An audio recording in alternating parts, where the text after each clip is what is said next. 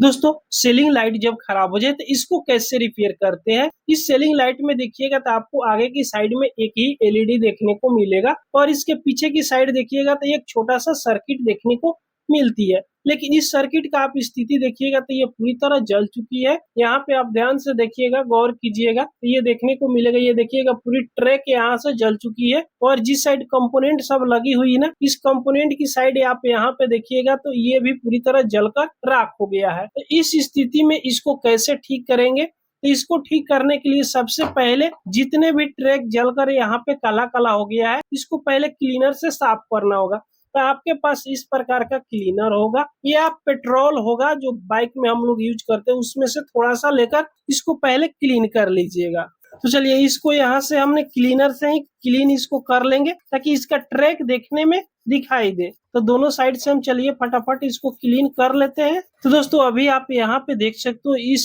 Circuit board को हमने साफ कर लिया है, पूरी तरह क्लीन हो गया, ये अब चमकने लगी। अब इसमें सबसे पहले आपको क्या चेक करना है, यहाँ से तो प्रिंट जला हुआ है तो पूरा क्लियर दिखाई दे रहा है। ये वाला प्रिंट देखिएगा, यहाँ से यहाँ तक ये पूरी प्रिंट जल चुकी हुई है और दूसरे साइड यहाँ पे पलटिएगा तो कोई भी प्रिंट जला हुआ नहीं आ रहा है। इसमें कोई ना कोई कंपोनेंट खराब होगा। ये तो रेजिस्टेंस आप देख सकते हो ये पूरी तरह जल चुकी हुई है। उसके बाद में ये लगा हुआ है एमओवी, उसके बाद में एक पीएफ लगा हुआ है। तो ज्यादातर शॉर्ट सर्किट होता है तो एमओवी खराब होता है अगर ज्यादातर इसमें वोल्टेज की सप्लाई आती है। तो जो एमओवी लगा हुआ है मेन 220 वोल्ट में, पहले इसको निकालना है। यहाँ पे आप गौर से देखिएगा तो ये एमओवी फटी हुई है, देखिएगा ध्यान से, यहाँ पे थोड़ा सा आपको दिख रहा होगा। तो सबसे पहले इस एमओवी को निकालना है क्योंकि एमओवी पैरेलल में लगाई हुई रहती है। जो कंपोनेंट सीरीज में लगाई हुई रहती है शायद कंपोनेंट वो खराब होती है, लेकिन पैरेलल में जो कंपोनेंट लगाई हुई रहती है वो ज्यादातर खराब होती है। पहले इसी तरह हम इसको चेक कर लेते हैं मल्टीमीटर से।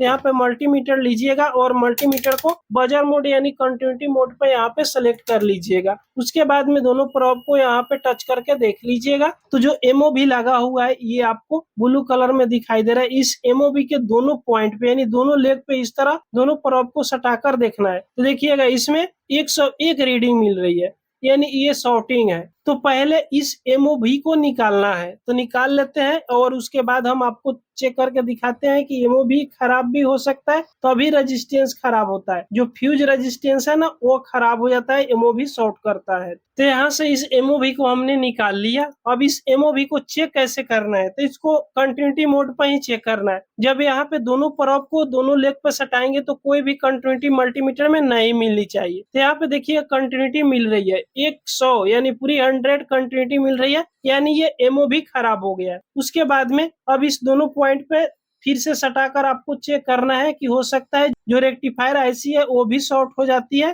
तो चलिए उसको भी चेक कर लेते हैं। तो यहाँ पे दोनों पॉइंट पे सटा रहे हैं तो मल्टीमीटर में कोई भी कंटिन्यूटी नहीं मिल रही है। फिर इसको पलटकर भी उसी तरह इसको दोनों पॉइंट पे इस तरफ दोनों प्रोब को सटाकर चेक कर लेना है। तो देखिएगा कोई भी कंटिन्यूटी नहीं मिल रही है, यानी जो रेक्टिफायर आईसी है बिल्कुल ये ठीक है। ये छोटा वाला आईसी आपको दिख रहा है, ये वाला बिल्कुल ठीक है। यहाँ पर भी एक एमओवी लगाया हुआ है, ये भी पैरेलल में लगाई हुई रहती है, तो इसको भी आप यहाँ से चेक कर लीजिएगा। तो यहाँ पे देख सकते हो इसमें कोई भी कंटिन्यूटी नहीं मिल रही, यानी अगर एमओवी दोनों तरफ से उतना ही रीडिंग बता रहा है तो इसका मतलब कि ये एमओवी खराब है। अगर आपको शक है तो इस एमओवी को बाहर निकालकर आप चेक कर सकते हो। उसके बाद ये पीएफ भी जो लगा हुआ है ना, पीएफ भी आप चेक कर लीजिएगा सेम टू सेम इस तरह मल्टीमीटर से। तो चलिए इसको यहाँ पे चेक कर लेते हैं। उसके बाद में इसको प्लॉट कर भी देख लेते हैं। तो देखिएगा इसमें भी कोई कंटिन्यूटी नहीं मिल रही है, एक तरफ से मिल रही है और दूसरी तरफ से नहीं मिल रही है। इसका मतलब कि जो ये पीएफ जो लगाया हुआ है ना, पीएफ कैपेसिटर, ये बिल्कुल ठीक है।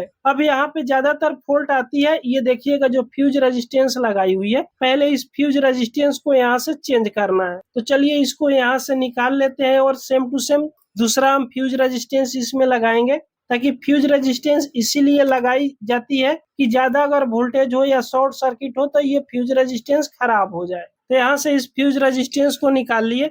ये तो इसी तरह जला हुआ नजर आ रहा है, शायद यहाँ पे आप देख सकते हो। फिर भी इसको हम चलिए चेक यहाँ पे कर लेते हैं। चेक करने के लिए same to same continuity mode पर चेक करना है। इसमें रीडिंग आना चाहिए लेकिन कोई भी रीडिंग नहीं आ रही है। तो इस प्रकार का एक रेजिस्टेंस ले लीजिएगा। तो यहाँ पे हमने एक रेजिस्टेंस ले लिए। ये रेजिस्टेंस का वैल्यू हम बता दें 10 ओम से लेकर आप 100 ओम के बीच में आप इस रेजिस्टेंस को लगा सकते हो। तो यहाँ पे देखिएगा मेरे पास 100 ओम का रेजिस्टेंस था, तो यहाँ पे 100 ओम का रेजिस्टेंस ले लिए और जिस प्रकार यहाँ पे लगाया हुआ था सेम टू सेम उसी प्रकार इसको यहाँ पे लगा देना है। तो चलिए इस रेजिस्टेंस को यहाँ पे हम लगा देते हैं। तो यहाँ पे इस रेजिस्टेंस को सोल्डिंग कर दिए, जिस तरह पहले वाला रेजिस्टेंस सोल्डिंग का सेम टू सेम उसी तरह सोल्डिंग कर दिए। उसके बाद में जो एमओवी था ना, एमओवी आप लगा दीजिएगा। इस पे नंबर लिखा हुआ रहता है, नंबर आप यहाँ पे ध्यान से देख लीजिएगा। अगर आपके पास सेम टू सेम एमओवी है तो लगा सकते हो ना, थोड़ा बहुत ऊपर नीचे आप इसको भी लगा सकते हो। तो मेरे पास ये दूसरा एमओवी है, इसको लगाएंगे। तो इस एमओवी को हम चेक करके आपको दिखाएंगे। यहाँ पे देख सकते हो जो आप दूसरा एमओवी लीजिएगा जो नया होगा उसमें कोई भी मल्टीमीटर में रीडिंग नहीं बताएगा। इस तरह डायरेक्ट आप सटाकर देखिएगा तो रीडिंग शो कर रहा है। दोनों तरफ उलट पलट कर भी आप चेक कीजिएगा तो मल्टीमीटर में कोई भी रीडिंग नहीं बतलाएगा, क्योंकि मल्टीमीटर से एमओवी का रीडिंग नहीं बतलाता है।